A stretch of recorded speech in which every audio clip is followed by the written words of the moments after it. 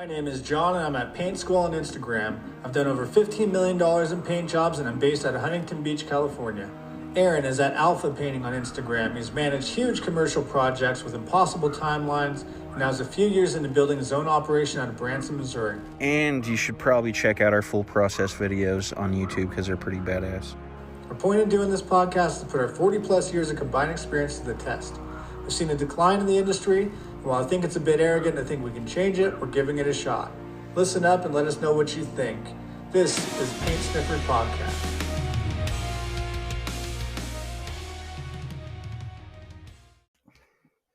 It's like a Aussie Doodle in F1B, so it's a, how does that work? It's a F1B. Yeah. So it is on its mom's side, it's 1/4 Australian Shepherd and 3/4 Poodle, and on the father's side, it's 100% Poodle. So we have to do that kind of shit because my wife's extremely allergic to animals. I know they have breeds of like cats. If you're allergic to cats, they're like blue something. But prior to that, which this is going to be a big dog. Prior to that dog, we have just a little. I think it's called it's a poodle. It's a miniature. I'm not sure. Yeah, we have a special lab. So he's like an English lab. Have a friend at the gym. So a lot of the guys I go to the gym with, it's in Newport Beach, and so they're like lawyers and insurance salespeople, and all these ballers. And so one of the guys has a couple labs from this one breeder up north. And, we were like, all right, well, let's check them out. We know they're good dogs. They have like a training program through, like you can leave them there and have a semi-trained dog, puppy. So they keep them for like 10 weeks after they're born and train them. But it's like $5,000 to get one of these dogs. And, I told my wife, like, she loves having dogs and I don't really care either way. But I was like, if we get another dog, though, like, it has to be trained. Like, I don't want to be cleaning up piss inside the house all the time and all that. So, dude, check into those Aussie Doodles. When I looked at like poodle style dogs, I was like, there ain't no fucking way I'm having one of those dogs that those like rich bitches walking down Sunset have and stuff. I'm not doing that. They look like one of those groomed fucking bushes in front of somebody's house. Yeah. Those bushes they shape with. That's what it reminds me of. Yeah, and I hate it, but since just because she's allergic or whatever, so the breeds of dogs we've had to have are hypoallergenic and they don't shed. So I'm like, okay, I like this. Yeah, that's cool. Yeah, it's crazy. I wonder,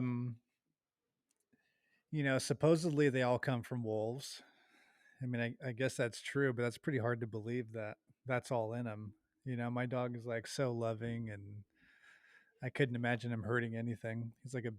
He's kind of a little bit overweight. He's only about a year, maybe a year and a half old now. Yeah. Well, I think even people that have like half wolf breeds and stuff, that if you raise it from, if you raise it yourself, it's not going to obviously eat you more than likely. I don't know about I was listening to Mike Tyson on Joe Rogan, and they're talking about all the tigers that Mike Tyson's had and everything, and talking about how like just living with them, he would sleep with them in his bed and all that shit. And it's like, man, he would travel with them, brought him in a trailer, and dude, that's nuts. Dude, I live in a tourist town, and there's this fucking magician. You know how fucking weird magicians are and shit. Yeah. So like this is place I live is like a fucking half retarded, hillbilly Vegas is the best way I can explain it. Uh-huh. And this dude, what was his name? His name was Kirby Van Birch, and he's one of those abracadabra motherfuckers, Yeah. Like I'd put potentially fucking, on the other side of the fence.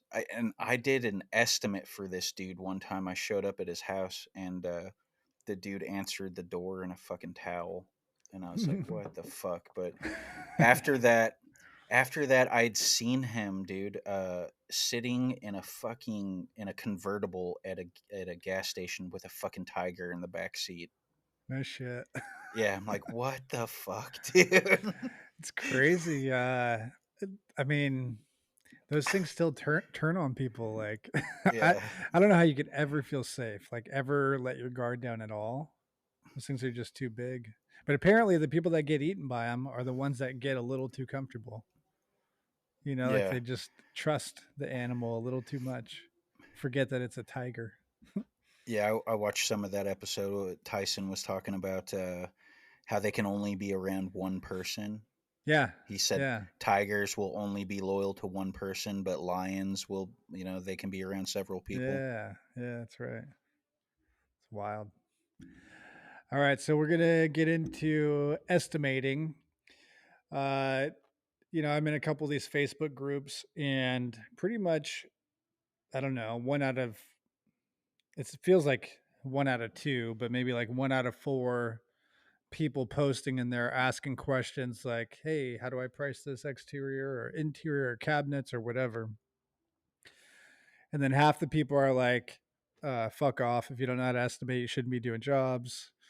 The other half are just throwing out like crazy numbers. And then some people are posting in there, depends on which area you're in, blah, blah, blah, right?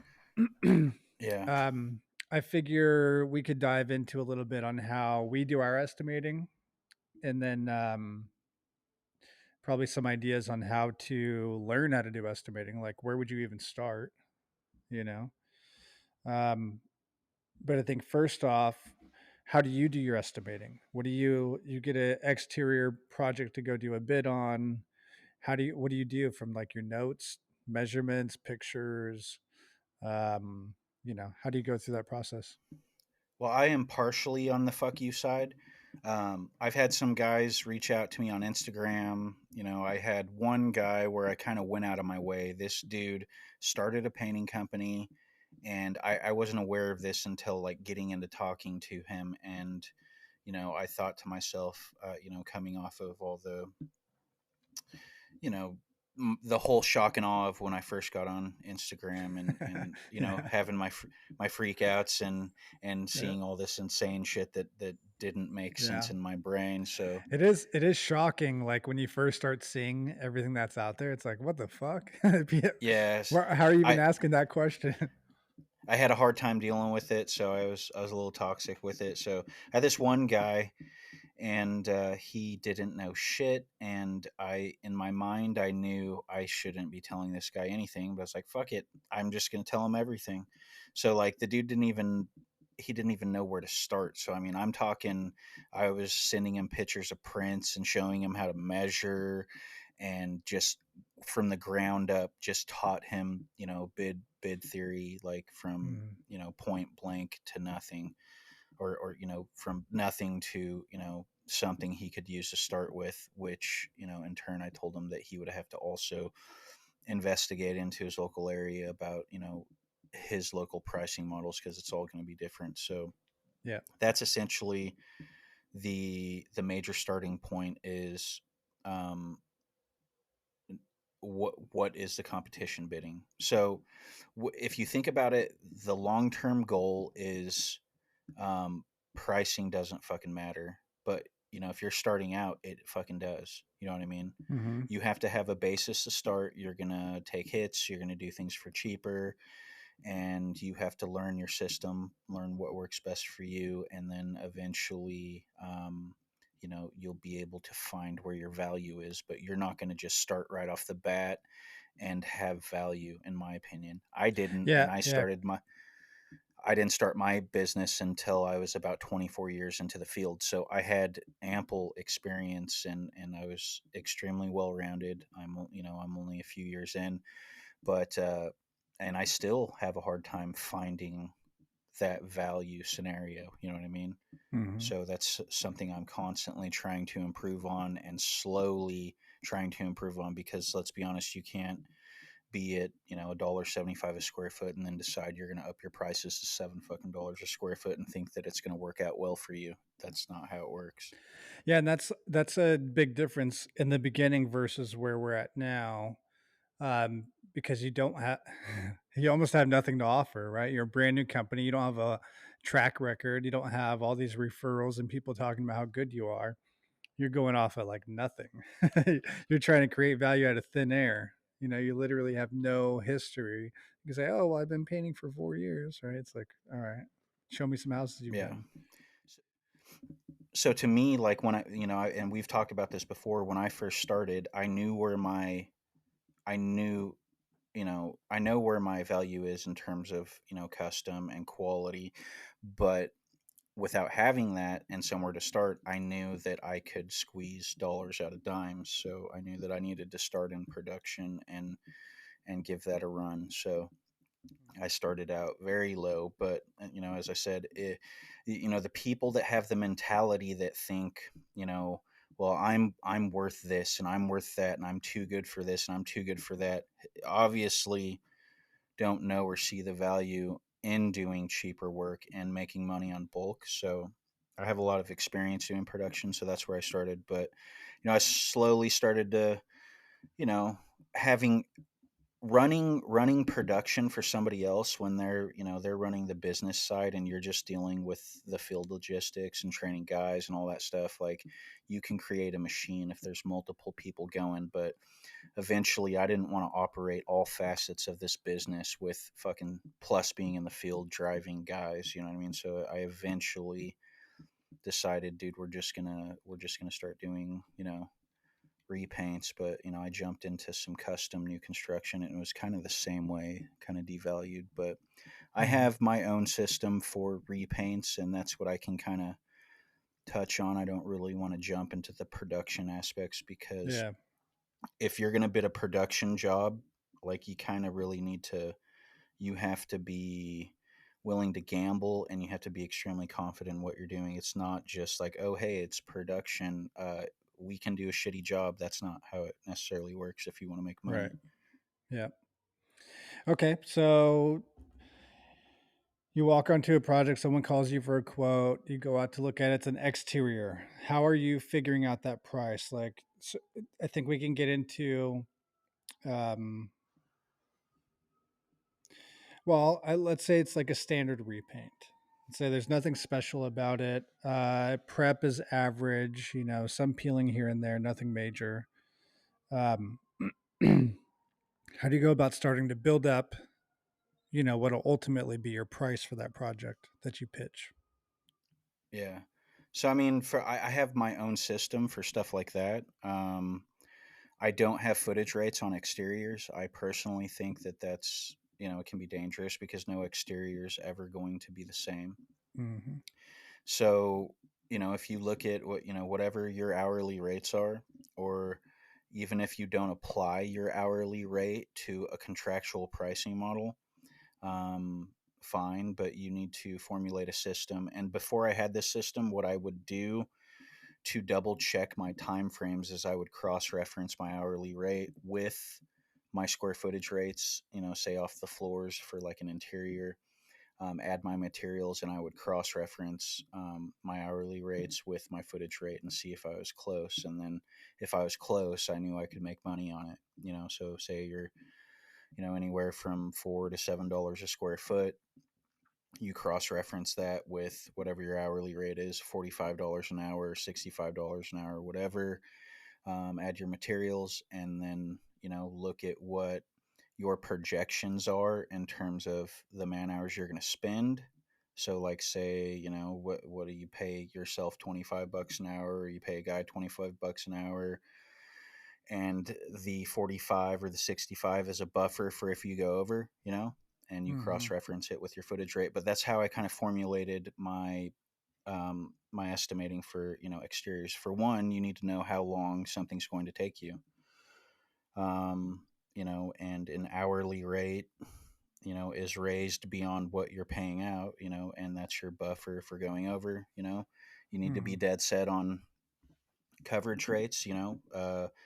Your primer is going to cover differently over a porous substrate, your first coats are gonna cover less than your second coats and finish, and you kind of have to be able to compensate and estimate. You got to know your own numbers, so you have to technically build your own system. You can have, I guess you can have a starting point if someone were to ask questions. Like I had a guy I was talking to on Instagram, and we were just bullshitting, and I was making fun of him for using what sounded to be like a 395, and he's spraying EFIS or whatever. But I like the guy. I was just giving him shit. But I asked him how many gallons, and he told me. I was like, dude, you're at least, yeah, unless you're just dry spraying that shit and you ain't back rolling, you're at least gonna fucking put on another 35 gallons. And I told him my material projections. I don't remember exactly what they were, 45 or 60 gallons or whatever the fuck it was. And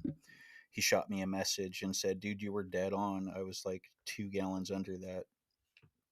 So it's just about knowing what each substrate is for Mm-hmm. me, knowing how to be dead on with material calculations and projecting my man hours. So then when you're going through on an exterior, you're walking around the house and you're just considering how long each different aspect is going to take you. Do you think about it like with you plus one? Do you think about it you if you were doing it by yourself?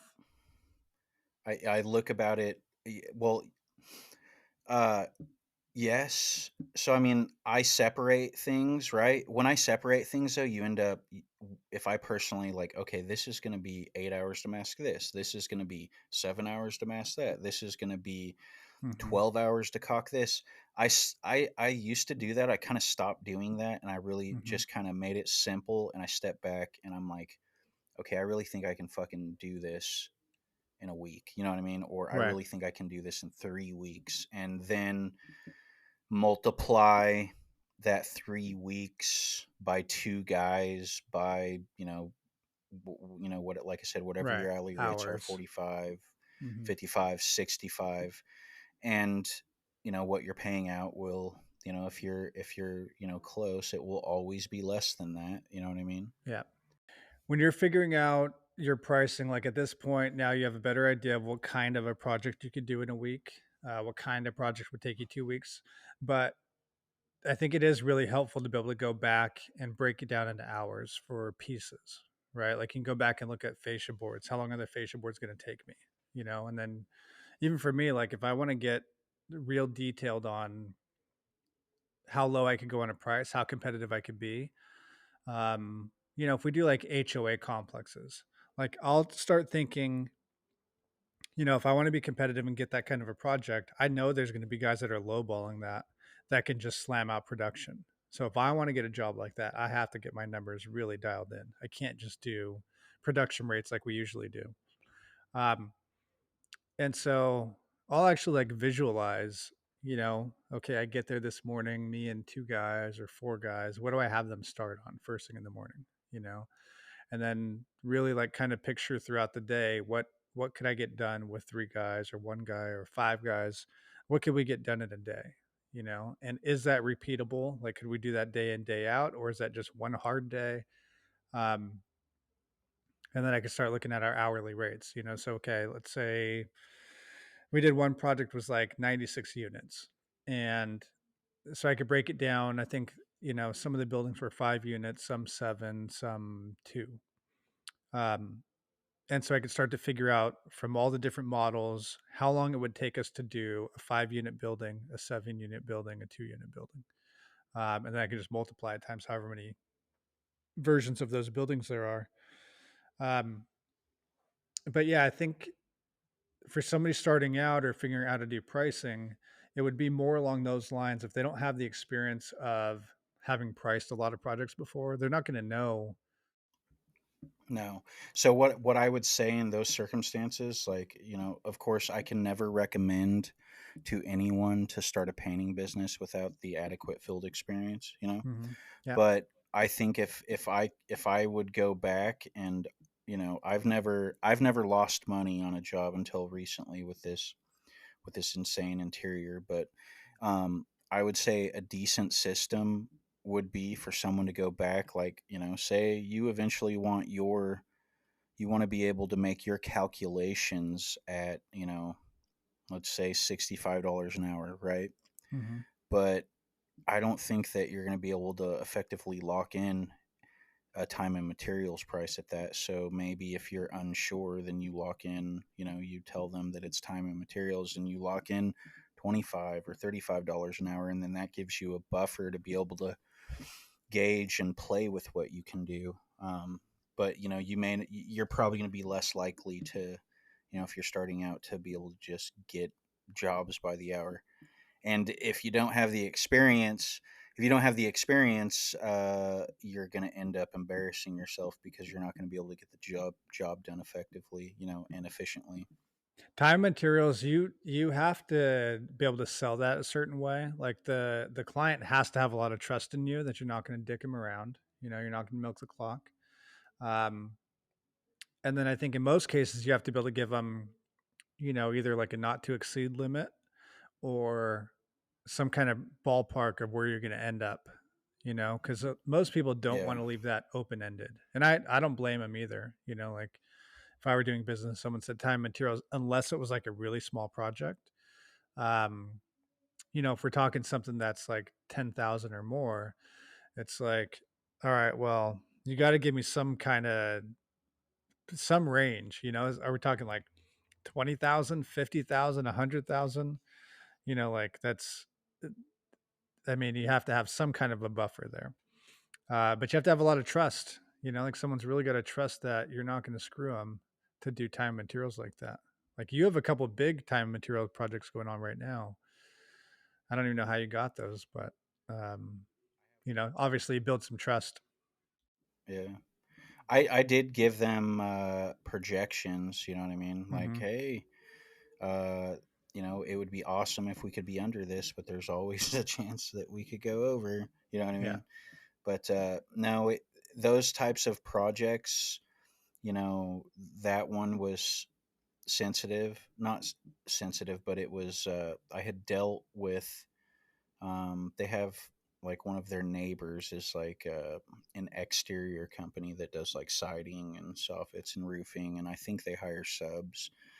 So the people that own this house own a museum, and so I pretty much I am underneath a general contractor. Pretty much is essentially how it works. And I talked with the general contractor, with the homeowner, and helped guide them through the process and the scheduling of all the subs and all the different things that are going to go down prior to us being in there.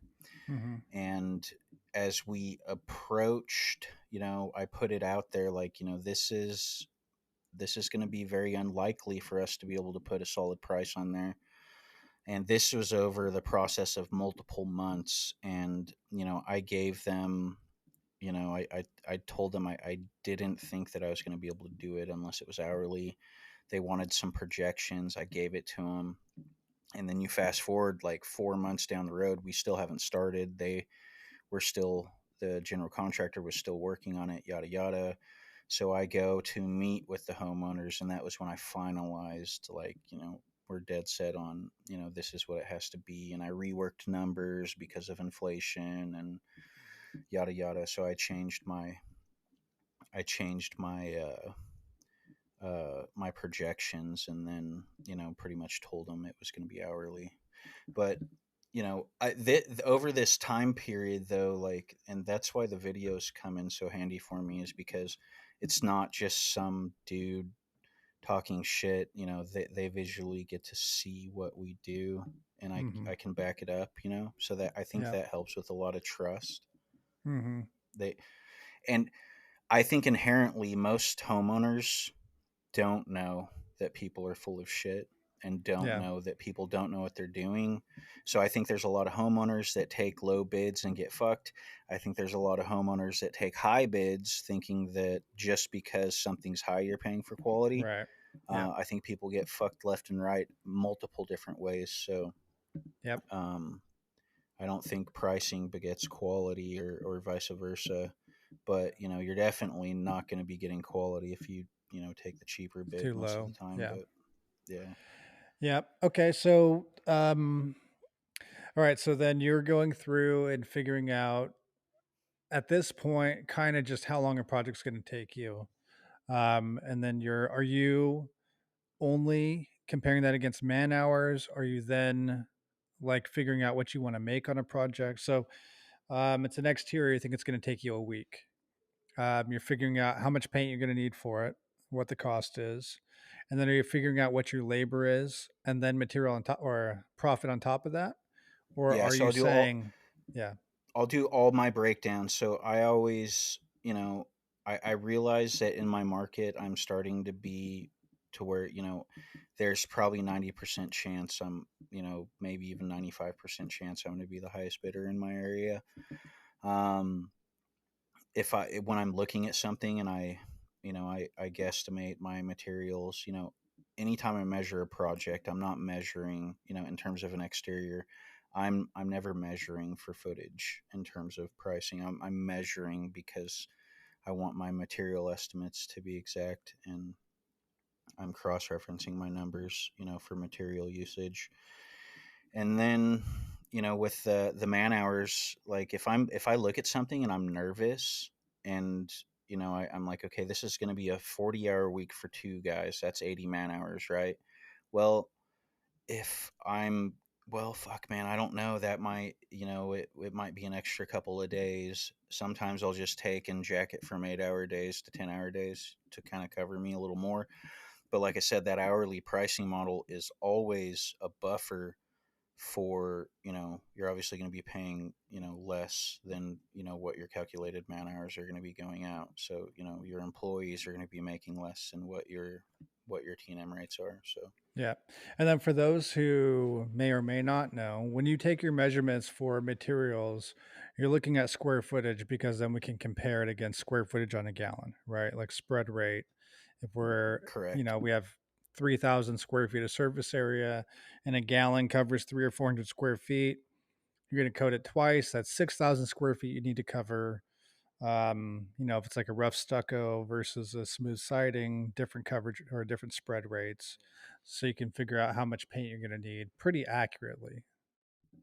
Yeah, but I mean, we look at things differently. So, like if you're looking at like an open truss ceiling or something, I don't know what people are running, like Hmm. fucking 30 square foot a gallon or 40 square foot Right. a gallon. You look at EFIS that is fucking extremely dry, and the Yeah. product itself, if you're going to be Hmm. priming with, like locks on and top coating with duration, or if you're going Conflex XL or something as just a primer and finish, yada yada yada. If the bucket says 300 to 400 square foot a gallon, like, you got to know the fact that, you have to be able to judge, well, this EFIS is extremely dry, it's potentially never been coated, yada yada. That's your job to know those things. So you can get as low as like 125 to 175 square foot per gallon in terms of coverage. And then your next, your top coat, your next coat is, fuck, you might, your first finish coat, you might get 250 square foot per gallon, and not until your final top coat will Right. you get 300 to 400 square foot per gallon. So Yeah. Yeah. That's pretty important to know if you're doing some kind of a three coat system, especially over something like that where it's just going to suck the paint up. Um, New construction, right? Raw drywall inside is going to suck paint up way faster, way less coverage per gallon. and the way I look at primer rough-ins is primer's cheap, so we probably Yeah. bid things a bit different than what most people do. We're gonna put on a shit ton more paint than what is average, but the fact that we get it up fucking 2 to 3 times faster than what, Yeah. what normally happens, I make that back in labor. But I just want a good basis for primer. I want to put it up fast, and I want to fucking leave and get to the next one, and while they're getting me a trim package ready. So um, I'm putting on a lot more primer. Yeah. And the labor is the expensive part anyway. Yeah. Yeah, I'm fucking, dude, like maybe 275 square foot per gallon in terms of coverage, for primer rough ends. But like we're what is it, like 3,300 psi, 2.35 GPM, and like a 635. That's how I do my Yeah. primer rough ends. So That's a shit ton of paint, real quick. All right, so the way that I do estimating now is totally different than how I used to. Um, maybe 6 or close to 7 years now. I've had a full-time salesperson, and so all he does is go out and do estimates all day long, every day. That's his job. And he's not a painter. He's not, maybe he's painted his rooms in his house or something like that, but he's not a painter. He doesn't have any painting experience. Um, but he's a salesperson. He has sales experience, and he was actually referred to me. We've talked about this before, but I brought on a guy that was like a tech guy to help me scale the company, get systems in order and all that. And so he was referred to me by that guy um, to do sales for us. And initially it was like, there's no way that would work. How is a salesperson who knows nothing about paint going to sell paint jobs? Like, what, are you crazy? uh, but it's been going, 6 or 7 years strong. So, but all he does is take measurements. He takes measurements, makes notes, takes pictures, and we have square foot, linear foot, piece rates for everything that you could estimate, everything on a house. Some of the things don't work as well as others, like doing glaze work, refinishing stain work. That stuff I have to get a little more hands on the pricing. But almost everything else works fine for the most part. Um, we do have issues on some exterior stuff if something's peeling really badly. He will account for it some on his estimating side, but then I'll have to like dial it in, so the way that it goes is he'll go out to a project, he'll measure everything, talk to a client, take notes on every room or every area or whatever, and then take measurements of everything, door counts, window counts, trim linear footage, everything. Um, he will plug all those measurements into our system, so it's like baseboards, 236 linear feet, new or existing, spray or brush and roll. We'll do ceilings, walls, everything square footage, all independent pricing. So our estimates are itemized by the different types of spaces. So all the walls might be together in one line item. It'd be walls only for bedroom 1, bedroom 2, living room, dining room, whatever. And so it'll come out to 2,543 square feet, and we charge $1.18 per square foot of wall space, and it spits out a total price, right? So he'll put that all in our QuickBooks estimate. He'll build out an estimate. He will upload all the pictures to our Google Drive, and then he'll send me an email. Like 3 estimates are ready. And it'll have all their names in there. It'll have any special notes in there. We have one line item that's for project manager, and it'll be project manager notes. It'll be like, don't let the dog out. Client's very worried about the dog getting out. Shit like that. Whatever kind of special notes we need to know. And so I'll get final look before I'll actually push the send button on the quote. So I'll check it out. If there isn't anything abnormal about it, I'll just send it. I won't even check the photos. I won't anything. But if something is abnormal, like lots of wrought iron, our pricing for wrought iron won't work for a tiny amount or a very large amount. So if it's like, 60 square feet of wrought iron to maybe 150 square feet of wrought iron, it makes sense. But if it's like 1,500 square feet of wrought iron, it won't. The price will be way too high. Same if it's like 15 square feet of wrought iron, it's one gate, our price will be too low. It'll be like whatever, I don't know the numbers off the top of my head, but so wrought iron, stain work is the same way. So there's a couple items where I have to like look deeper, so I'll have to check the photos and see what the wrought iron looks like, see what style it is. Sometimes they're fancy designs, are going to take way longer.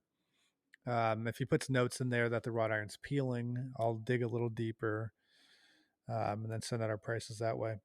So that's how our estimating is done now. And probably 90% of the time, I don't need to look at pictures. The other 10% I'll dig deeper on certain items like that. But we do get into trouble every now and then. If he doesn't put notes in there about eaves peeling, and we just price it and send it off based on our square footage rate, uh, we lose a day just for scraping, right? It's like he doesn't know how long something like that should take. So we've had conversations over the years where it's like, dude, if the eaves are peeling, you have to include that because I lost 2 days or 2 guys for a whole day just scraping those eaves. Now we got to prime them all, which we didn't account for either. Um, so we have all this extra expense that we're eating because he made a mistake, which is like a simple mistake. No painter would ever think we don't have to scrape those eaves. It's not going to take a shitload of time. So that type of stuff, it comes up very rarely now, but it did a lot. Well, not a lot. It did enough throughout the years, the first few years, when something new came up where I would lose money on because he made a mistake because he doesn't have a background in painting. They'd be dumb mistakes like that, but they'd happen because they didn't have experience. Um, so that's how most of our pricing goes now. But the way that I started pricing was how you do it, where it's like I could use my experience to figure out how long something's going to take me, um, how much money I want to make on it. So I would come up with like my overhead cost. In the very beginning, when I was first starting out, it was just how long is it going to take me? How much do I think I can charge? Here's my price. How much is paint going to cost? How long is it going to take? How much do I want to make on it? That's like when I was solo, just by myself. If I had a bedroom, it's like for a bedroom for painting the walls back then, like 250 to 300 is probably what you could get away with. And so, I would be somewhere in that Yeah, range. I don't even nowadays. Like I went recently and painted a bathroom for a smaller builder of mine, but I don't even fuck with shit like that, dude. Like if somebody calls me to paint a bathroom or a bedroom or dude, like it's not there's no money in that for Yeah. me, dude. I No don't money even for mess me with it. either, but I'll do a 550 minimum. So we have a $550 minimum. And if they want us to come out, if they want me to have one guy come out and paint a bathroom for $550, I'll do it. But I'll tell them. So I get messages on Yelp all the time, like they're just constantly coming in. We need one bathroom painted. How much would it cost? I'll tell them we have a 550 minimum. But if you shop around, you should be able to find someone that will do it for 180, $200, something like that. But every now and then it's like, well, you have a lot of good reviews. And what if we add in the door too? Could you do it for the same price? Yeah. Okay, cool. So we still don't turn those jobs down, but we try not to do them because I don't want to tie up like a higher level painter doing one bathroom, like even though 550, like, so I make, I don't know, $350 on that job, something like that. That's fine. I mean, that's plenty of profit on a project like that. But I could have that painter managing like 3 guys on a different project and make more, So Yeah, tying up my guys doing little tiny jobs sucks. It's not the best way to go about it. you can't just send anybody to go paint a bathroom. It's a Right. shitty thing. That's the thing. I can't, like, they have to be able to communicate with the client, they have to not sound dumb, know what they're doing. Um, yeah. I mean, and the problem happens when I do just send anyone to go do it and they make some mistake and now we got to go back and fix it, or the lines are not straight or whatever. Then we go back for a second visit to fix whatever those mistakes were. Now we have 2 visits out for this fucking bathroom, and then it's like all downhill from there. So that's how my pricing started. And in the beginning, it was just how much is my paint going to cost? How long is it going to take me? How much money do I want to make? It's just me solo. Once I started having employees, then it became like, how much do I have to pay out? So I didn't count myself as an employee in the beginning. I just counted profit. It was like, how much do I have to pay my employees to do it? How much material do I have to buy? And how much money do I want to make?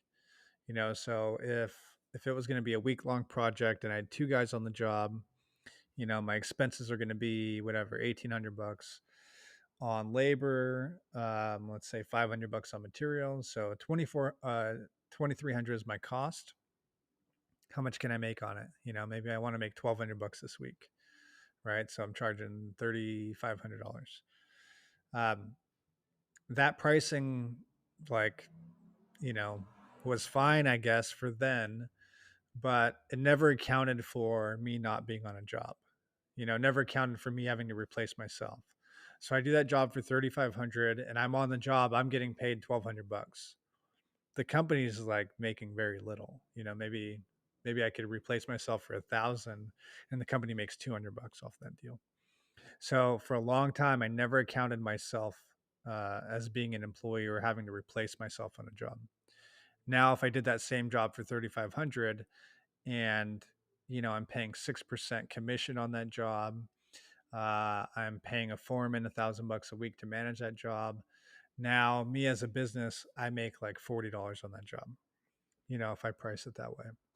And I think a lot of guys, like, there's tons of people doing it that way still. There's, I don't know, thousands and thousands of companies out there that are 1 or 2 man shops that don't pay themselves as an employee. They just price it for whatever they want their profit to be. So if the job is $2,000 and they're going to make $1,000 on it, they're not counting their labor. They're just saying, oh, I got 50% profit. The bigger companies are saying, actually, you don't. You have zero profit. You just paid yourself $1,000 for the week, right? Like, as an employee, you couldn't replace yourself ever charging those kind of rates. You would never make any money. And so I don't that know. I'd have transition to had to sit down happen. and think about that. Like if I have one, I have some exteriors just in the back of my head, like, um, and I think, well, if I just had Jeremiah do it and I never showed up on the job, I would still make really good fucking money. Mm-hmm. Yeah. If I gave him an apprentice, I would still make really good money for not being there. So, I don't think that, I for sure think in my area I'm 100% not underbidding stuff in terms of that. I also think, like, I think I could take my system that I do have for estimating and probably run upwards of 10, 12 guys on 3, 4, 5 different jobs and just be the estimator and run the office and stop by job sites and make sure everyone's doing what they need to do, and every once in a while work in the field. And I think I could manage my system right now, upwards of quite a few guys. But I am interested into picking your brain on how your system evolved from looking at that into having a system for actually for someone else actually doing that job in terms of estimating. But I don't know, like, what is the value difference, like what is the profit difference in terms of you bidding something that way by calculating man hours versus having a footage rate or whatever it is that you're doing? Like, what's the huge difference? Yeah. So the two major differences: one, I'm typically more accurate. Like, I can get a sharper price if I do it. I know where we can save time. I know where we can't save time. So my pricing can be more accurate. Um, if we both, like, if he and I both looked at the same exterior and quoted it, and we've done this before in the past, um, my price would be different than his. And higher or lower depends on what the difficulties are on the project. So let's say there's a lot of peeling on the house, a lot of stucco work, patchwork. Um, my price is probably going to be higher than his because I am taking all that into account. If the house is super easy and it's like same color and stucco and overhangs are all going one color and then trim is going same as existing, my price is probably going to be lower than his. Uh, but his price accounts for the averages, so his price will be a little higher when I would be lower. His price might be a little lower when I would be higher, but it averages out. So at the end of the year, our profit margin is the same.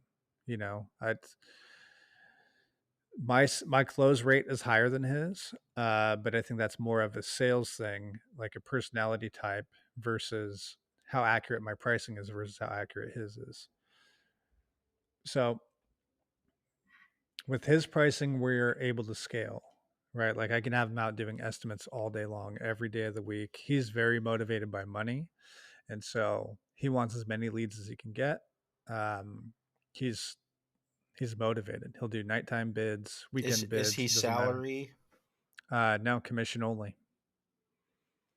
So only commission, whatever he sells. Yep. So he gets paid 6% Yeah, on I every get job that. he sells. I guess that's what motivates sales guys. You know what I mean? My Yeah. my son does door to door sales for security, and like he doesn't make shit unless he sells something. You know what I Yeah. mean? Yep. So I've had people reach out to me before, that I've known in the past that have either been in the industry or a sales rep or whatever, like, hey man, let me know if you need an estimator. And I sit back and I think, dude, you don't fucking know how I do things or what I'm capable of. Like, you just shook fucking paint buckets for a living. Like, how the fuck does that translate to knowing what I do? Like, there's no way I would take that gamble. Yeah.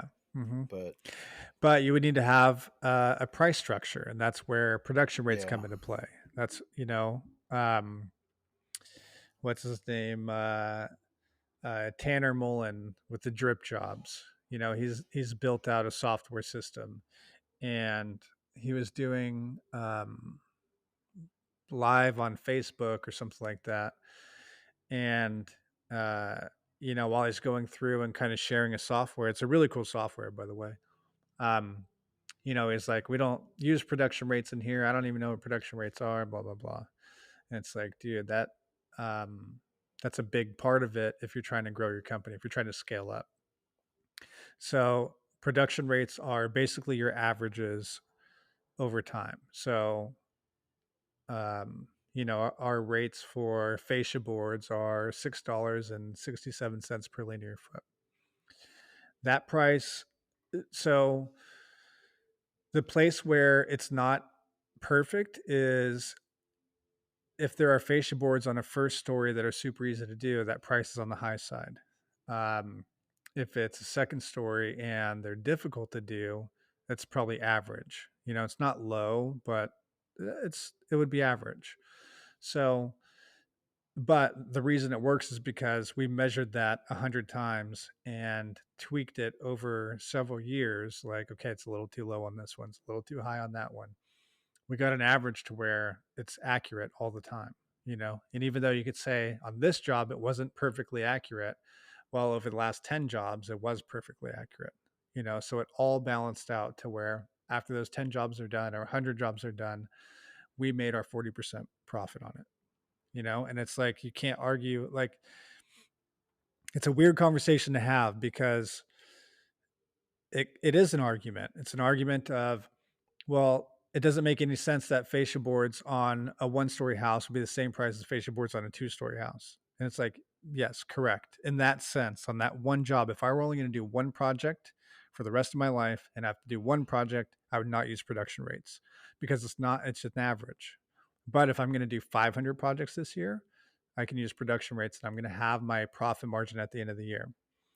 The feedback loop on it is, early on, first couple of years, is we have this price. When we built out our production rates, it was measuring the time it took to do anything, to paint a door. How long does it take to paint a door? And then we measured that, 30 times. And then came up with our average price, so that even if a slower painter is doing a door compared to a faster painter, the average always works out. And so the feedback loop would be, okay, we lost, or we didn't hit 40% on this job. We made 35% profit.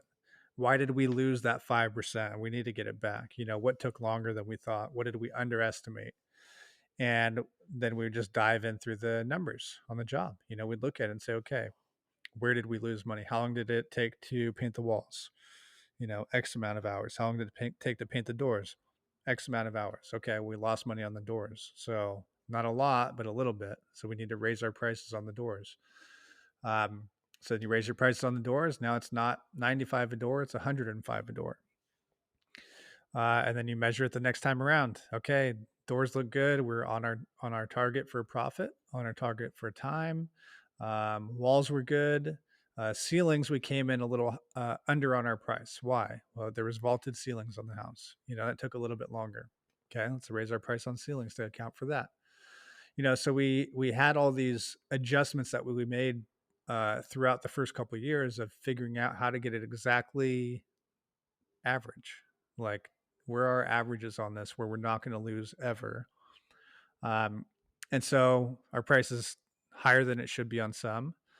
But at the end of the year, our margins are equal, so. Yeah. So I mean that now that you've explained that, it makes more sense in my head, but sounds like it's reliant upon volume. You know what I mean?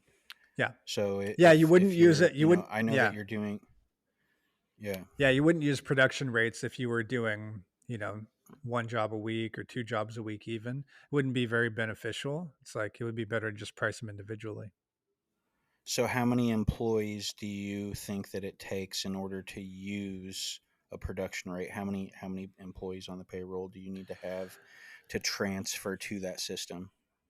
So it would probably make sense like 10 plus. 10 plus employees is where you'd really want to have it in order to be more streamlined. You don't need it there. Like, I'm trying to think if I could do business now without production rates. I wouldn't be able to have a salesperson do my estimating. That's without a doubt. I couldn't have that if I didn't have production rates. He'd have no way to figure out how long a house is going to take to paint. You know what I mean? Like, if he went to a house with no production rates and just had to figure out how to price it, he'd have no idea. He might know now because he's been doing it for a long time. So now he could look at a house and say that's probably 10 grand to do that house. Go back, crunch the numbers, up 10,600, right? He has enough experience now to where he could guesstimate, fairly accurately, but he never would have been able to learn. Like, I would have had to. I don't know how long it would even take to train somebody to do that. Maybe like a year. Just working through prices and why this is more and why that's less. And, now same house, but different circumstances. Now this is high and that's less. It would just take too long. And I don't know that you can get accurate enough because there's no basis. There's no foundation. Like, he doesn't have a What foundation in is your painting. estimator? What does your estimator make a year or a Uh, roundabout? Around 100,000. So he's in like the 95 to 110 range. Um, Yeah. we had a big sales year. Yeah, so our biggest year, he probably made like 135, something like that, 130.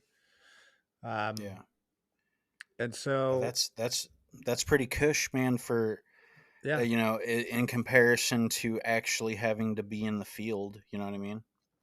So I wonder how much, like, if you took a painter that was good at at selling jobs and just had knowledge of product and could transfer that type of trust and feeling to a homeowner, hmm, as well as increase overall job value, like how much more somebody could do in that type of position. You know what I mean? right, Like in yeah, terms of sales, like, yeah, is there somebody out there that could get he could get your pricing models up and then get more sales and get where he could make a couple $100,000 a year, yeah, or yeah, 250, or yeah. So look, so um, our close rate is like hovers around 40%. It's like 38 to 40%. That's for these last 2 years. Prior to that was around 34 to 36%. So we're leaving a shit ton of money on the table, right? Like a ton. So we're doing, um, maybe $6 million of estimates that he does, um, to get $2 million in sales. So he's leaving $4 million worth of estimates on the table, right? And our leads are not shit leads. Like our people are buyers. Like they're a very small percentage are people that are not going to get painting done. Like they got a price and figured out, oh, it's just too expensive to get painting done. Like our people are buyers.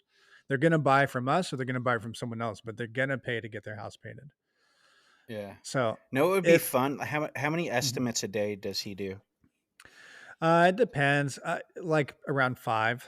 So Yeah. when he's cooking, it'll be like 25 a week. That's kind of like the Yeah. max. Yeah. If I'm ever in Southern California, it would be awesome to shadow that dude for like a couple days, Yeah. and then just You'd probably shadow rip his him, head off.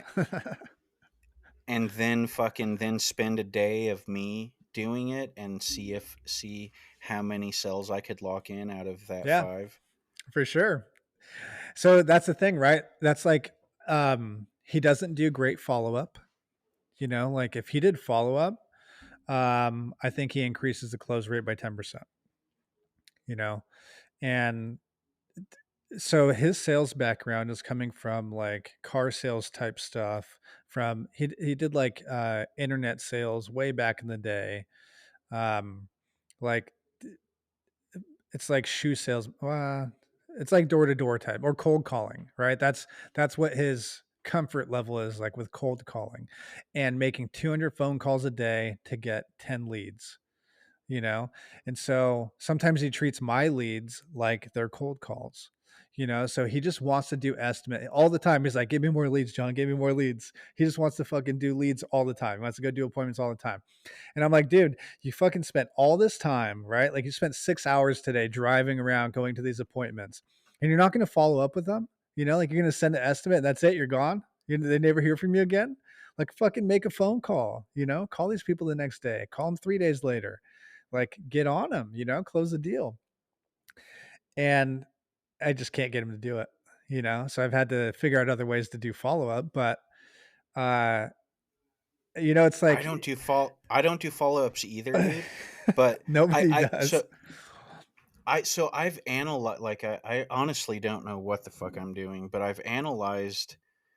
So I started out like, fuck, I'm gonna be in the field all day. I'm gonna, schedule an estimate on this day, yada yada yada. Hmm.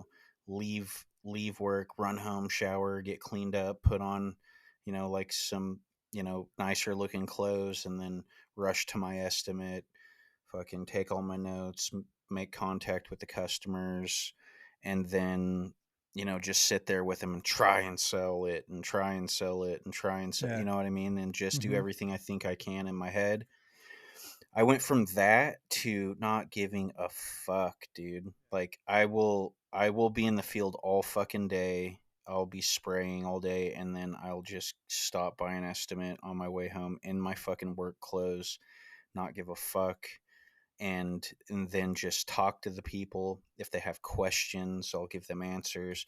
I'll sit there and send them videos, like right while I'm standing next to them, for whatever it pertains to we'll be doing.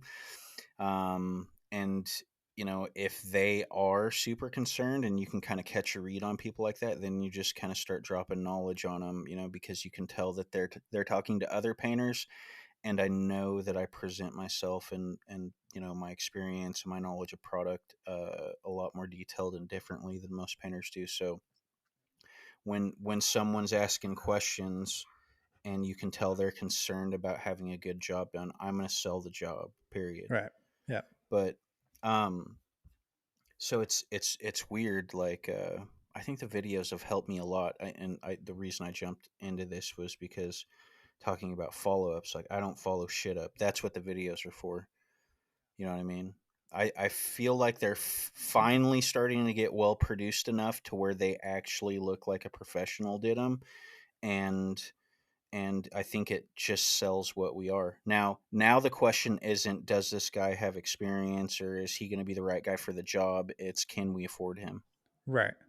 And so the videos I think are fantastic. And that's something that like we had talked about a little bit before even getting into the podcast stuff is like, man, I want to have you do videos for me because I think those are huge sales tools. Like if I could send, so we have a lot of automation. If we get a new lead in, a new client wants an estimate, we'll set up a schedule an appointment.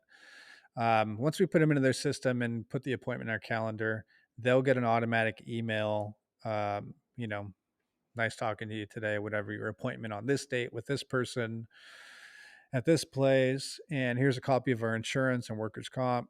If I had a video that attached in there of, our process for whatever specific project it's going to be, it's like, man, that's a nice selling tool, right up front.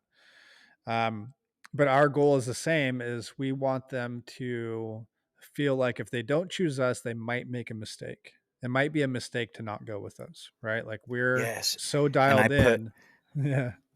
I do that subliminal shit, dude. Like, that's why I did the erasing the previous painter thing. Like, I'll show before pictures, and then I'll run it through an entire process, fucking drone shots and fucking crazy camera angles, and just as well produced as possible.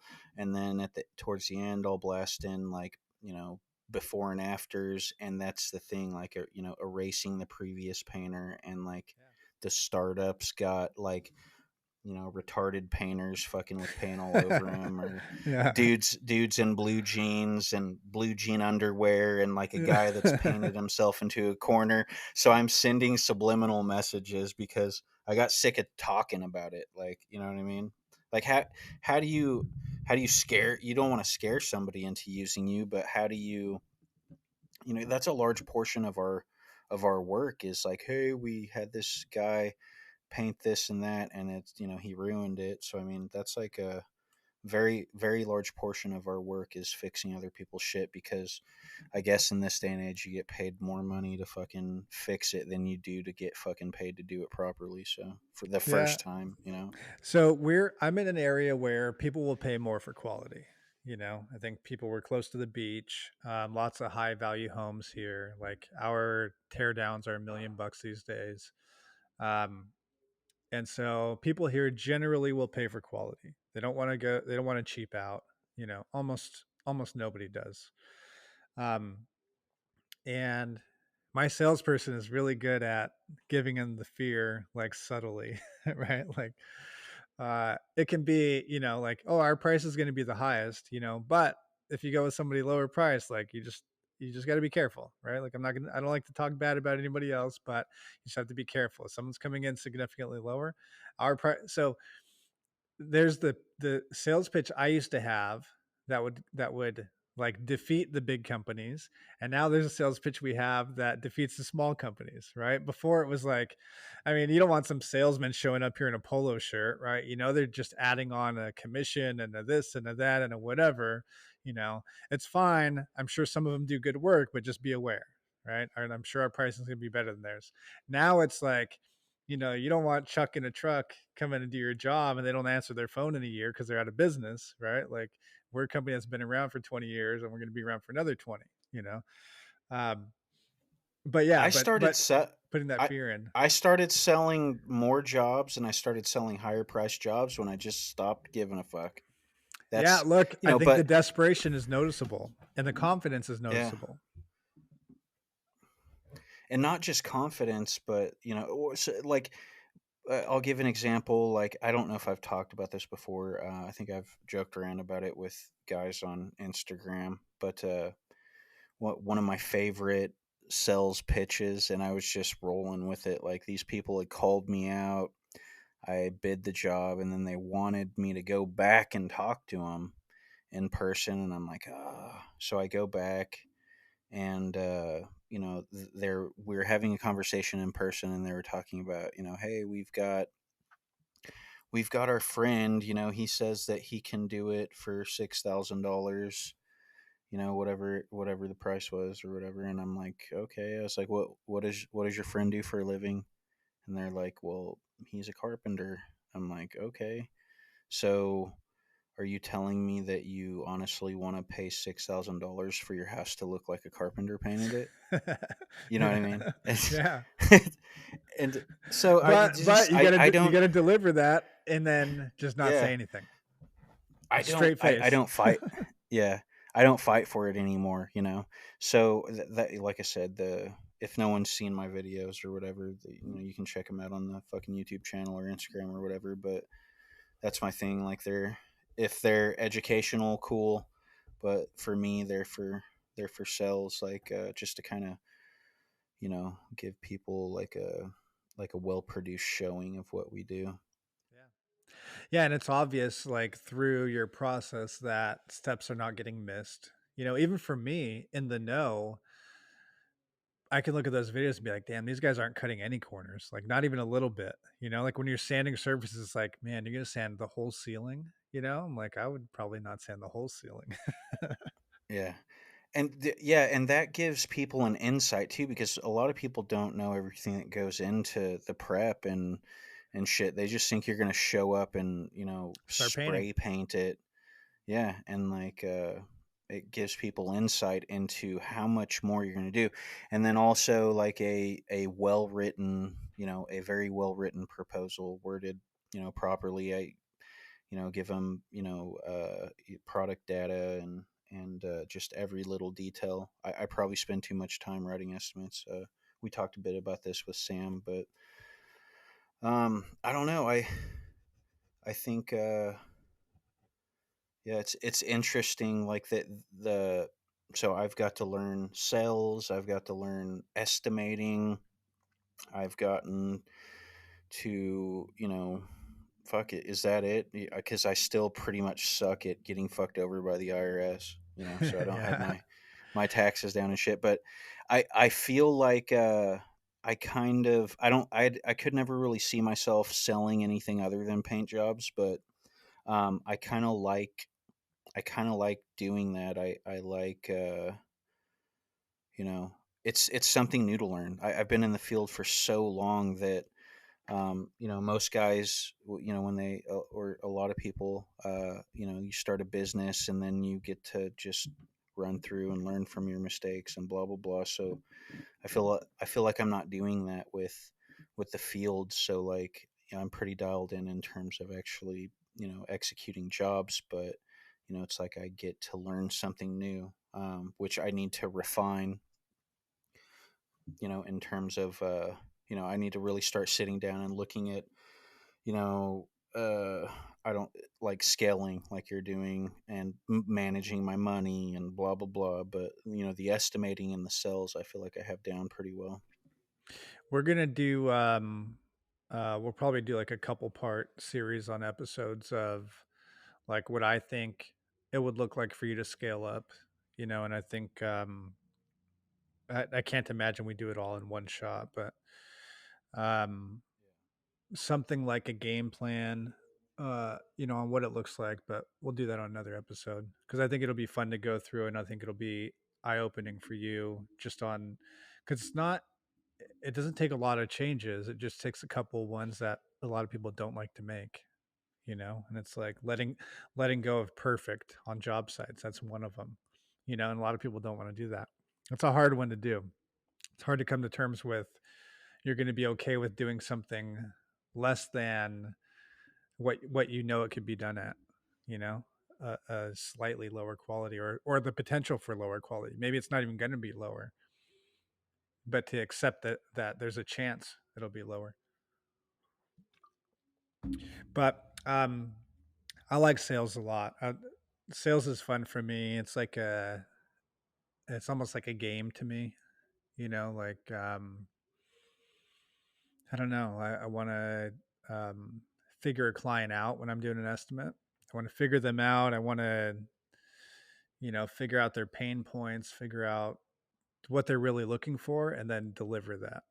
And like I said, it's the same for me. Like for a long time, I've had that approach.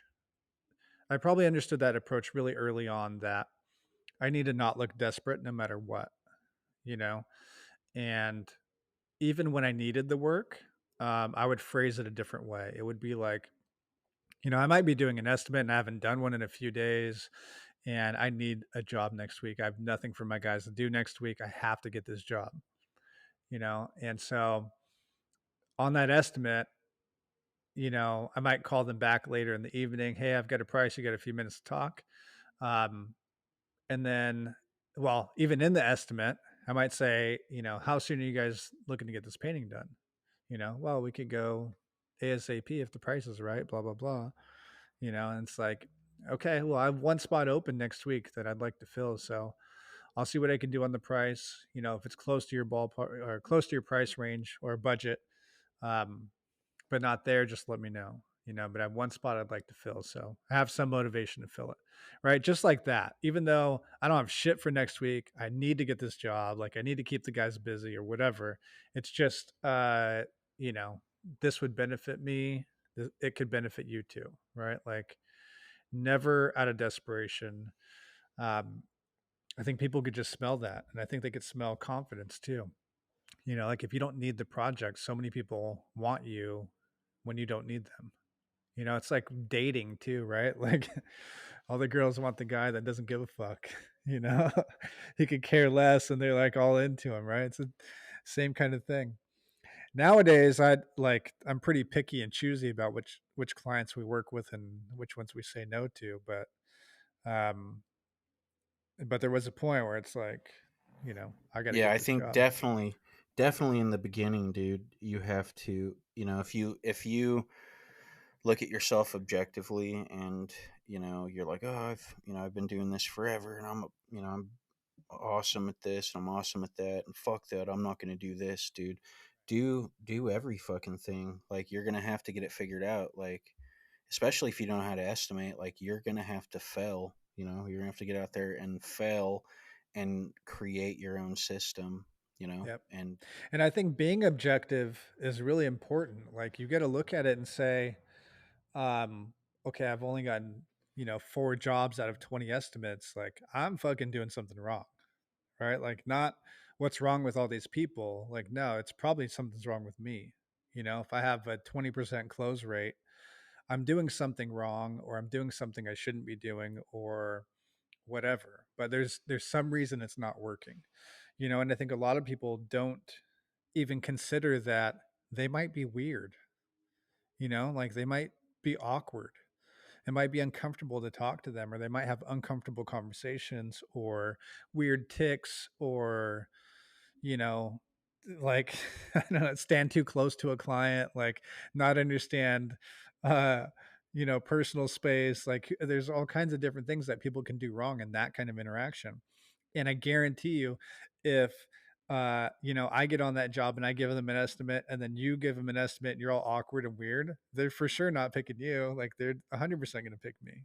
Like you have to be objective and look at where am I fucking up? Like, where am I messing this up? Maybe it's on pricing. Maybe I'm just like shooting for the stars and I'm charging way more than I should be. Um, or maybe you're super low. Maybe you're way too cheap.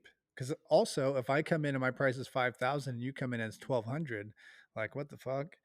Like this company that's been around for 20 years and sends me all this automated emails and all this stuff, and I have friends who've used them, comes in at 5 grand. Like that's probably more trustworthy than this weird guy at 1,200.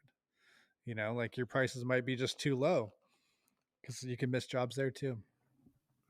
yeah, I think there's a multitude of that. I think there's people out there that know that you know you have to pay for quality, and then I think there's people out there that wouldn't know quality if it was fucking Yeah. punching them in the face. Yeah, absolutely. Yeah, and that's the thing that is hard for me to factor in is there are a lot of places all over the country that want cheap work, inexpensive work. I don't think anybody wants like cheap, shitty work, but I think there's a lot of places in the country where they want it cheaper. And they're okay. They can justify to themselves paying less and just ignoring the fact or ignoring that thing in the back of their head that's like it's probably going to be shitty work. Because I think for a lot of people, if I can get my exterior painted for 5,000 or 2,000, well, the $2,000 one can't be that bad, right? Like that'll at least get me by and I'll deal with it in a few years again, you know? They can just justify to themselves saving that $3,000. And I think that's probably the majority of the country is like that. And I think when you get into the coasts or in vacation towns, places like that where there's a little more money, it might be different. But I think a lot of the country is, they justify to themselves why they would pay 2,000 instead of 5,000.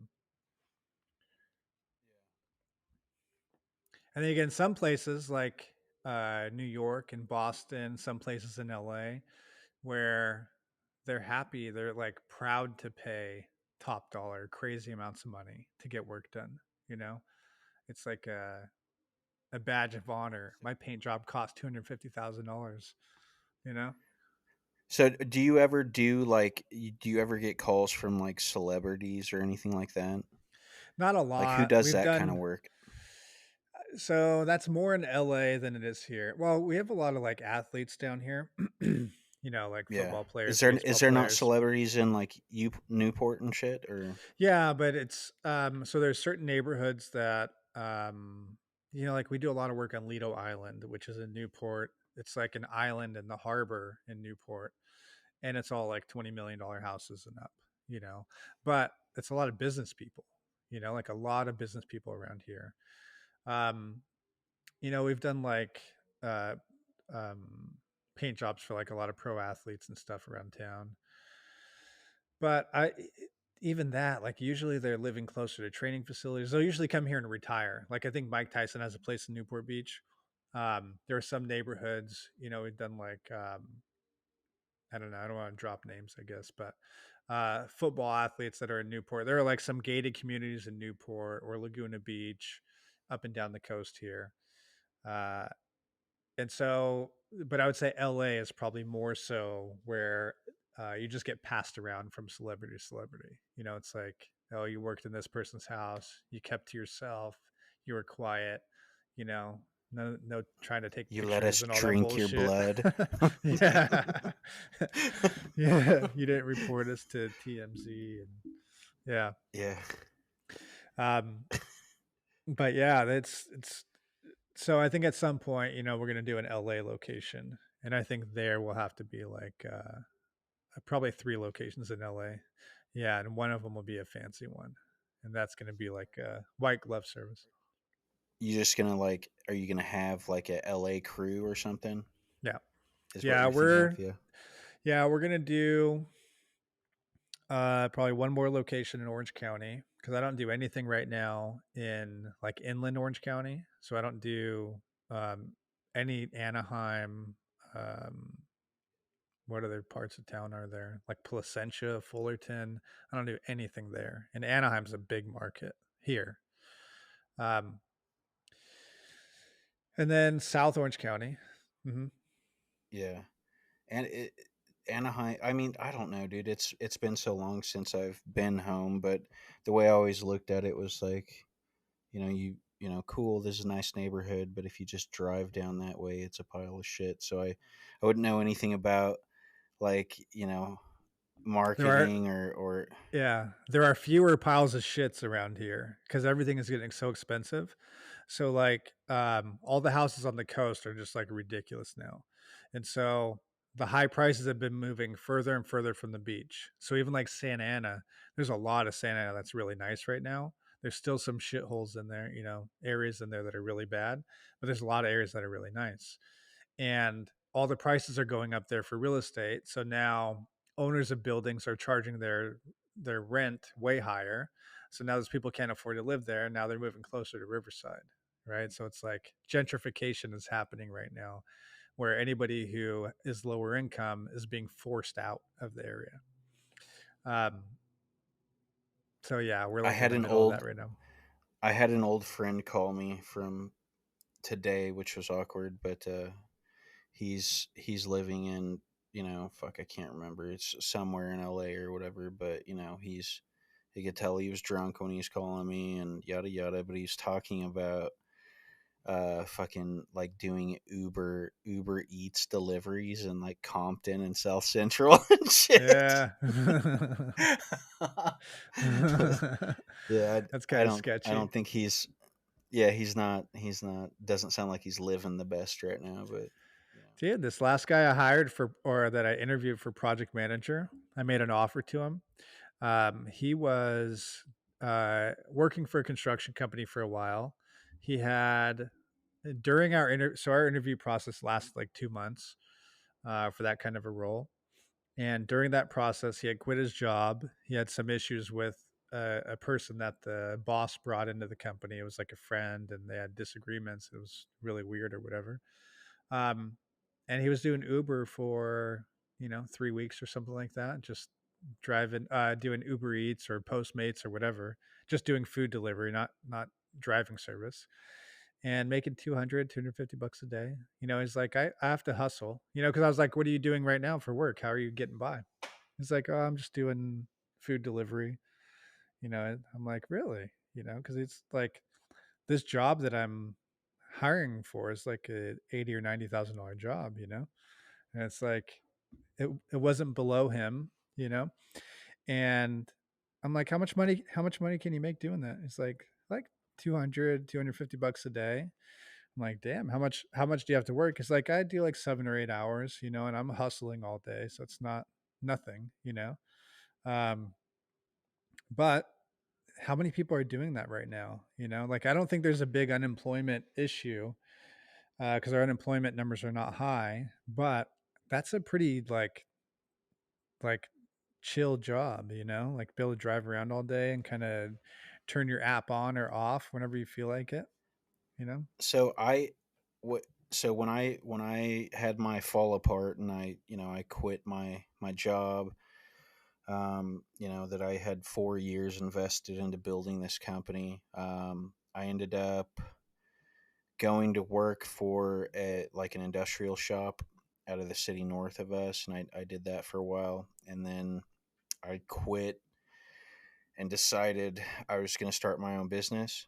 So I spent at the time my current wife, she was working, she was doing like timeshare sales, so she's making decent money, and that was my what gave me the confidence to be like, dude, I'm dropping all my shit. The risk is low right now. She's making decent money, so it might float us until I can get this shit figured out. But I was pretty fucking proactive. I did it fast.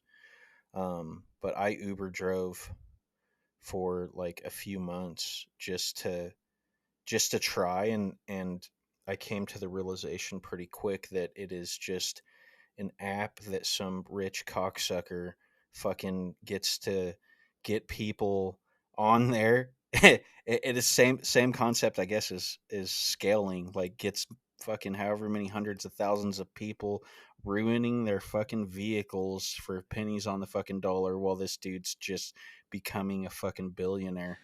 That's what I think people don't consider, is all the vehicle damage and maintenance, because they're not getting paid for that. They just look at the cash that they take home at the end of the day.